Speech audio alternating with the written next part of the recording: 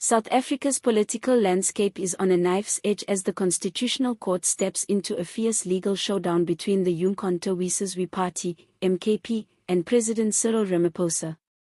At stake is the legitimacy of Parliament's first sitting, Ramaphosa's presidency, and the integrity of the democratic process itself.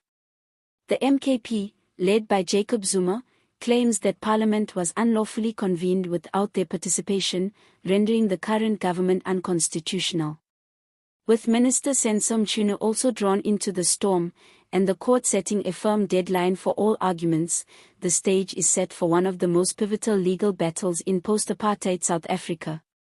In a dramatic twist in South Africa's turbulent political terrain, the Constitutional Court has stepped squarely into the crossfire between President Cyril Ramaphosa and the umkhonto Party, MKP, issuing a strict deadline that could shape the future of political legitimacy, executive accountability, and the nation's democratic order.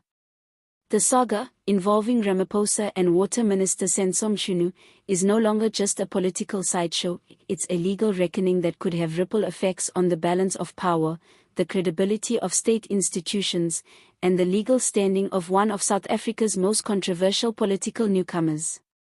The Constitutional Court has ordered all parties involved to file their heads of argument by a set date, launching a countdown with potentially explosive consequences.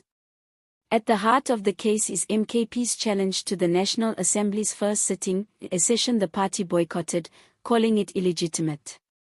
The MKP insists Parliament was unlawfully convened and that Ramaphosa's election was unconstitutional.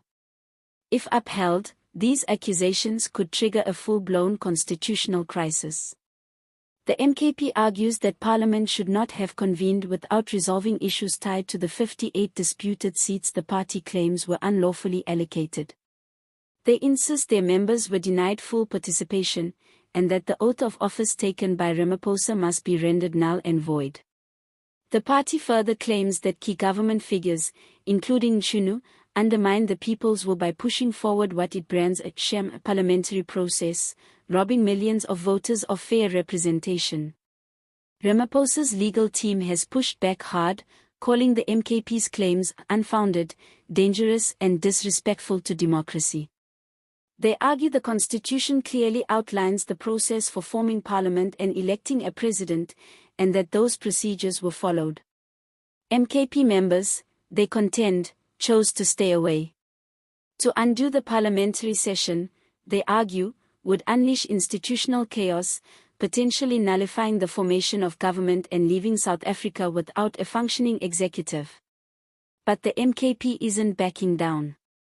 The party, led by former President Jacob Zuma, is determined to use the judiciary in what it calls a battle to restore true democracy. Zuma himself insists this fight isn't about power but about honoring the will of South Africans. In court papers, MKP's legal team argues the judiciary must act because the executive and legislature have worked together to silence a vital opposition voice, something they compare to constitutional sabotage.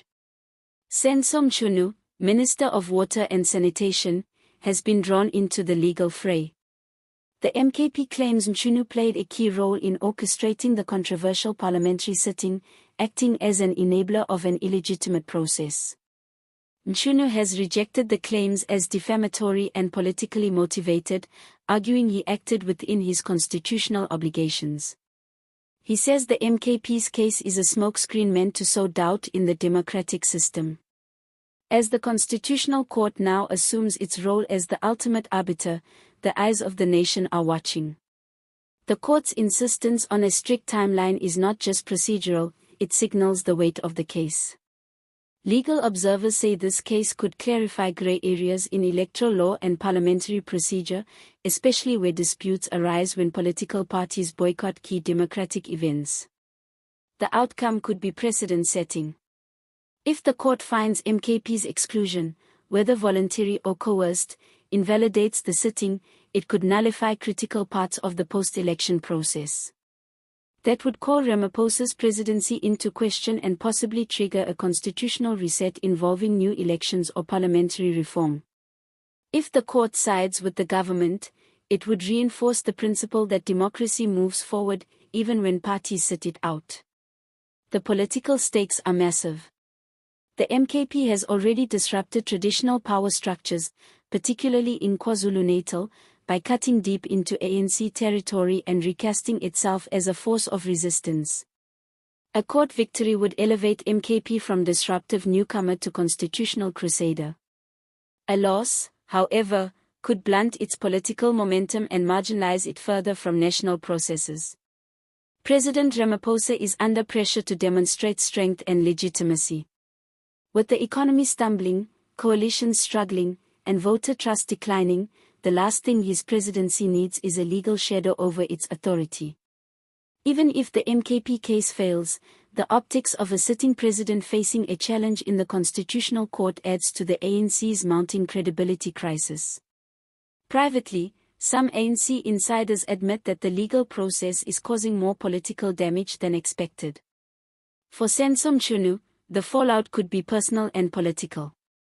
A loyal ANC operator with a track record in service delivery, Mchunu now finds himself portrayed by the MKP as a symbol of institutional betrayal. Even if the court clears him, the damage to his political image may already be done in the minds of the public. Amid the legal drama, everyday South Africans are left to wonder what this means for their lives. If Parliament's legitimacy is overturned, how long will it take to restore order? Will this delay urgent legislation? Will service delivery grind to a halt while the nation is locked in constitutional limbo? These are not abstract concerns, they are urgent realities in a country already grappling with economic strain, social unrest, and deepening political fatigue. Ultimately, the Constitutional Court's decision could reshape not just legal interpretations, but the trajectory of South Africa's democracy. Will it uphold the integrity of existing institutions or open the door to a new phase of constitutional activism?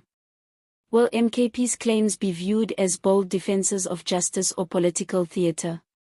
What is clear is that the stakes have never been higher. The deadline set by the court isn't just a legal date, it's a countdown toward a decision that could redefine presidential legitimacy, parliamentary authority, and the very soul of South Africa's democratic experiment. So if you're invested in the future of this country, whether you're skeptical of the MKP's claims or think Ramaphosa's administration must be held to account, now is the time to stay engaged. These are the moments that shape nations. These are the battles that test constitutions. South Africa faces a major political showdown as the Constitutional Court intervenes in the battle between the MK party and President Cyril Ramaphosa. With claims of an illegitimate parliament and a contested presidency, tensions are rising fast.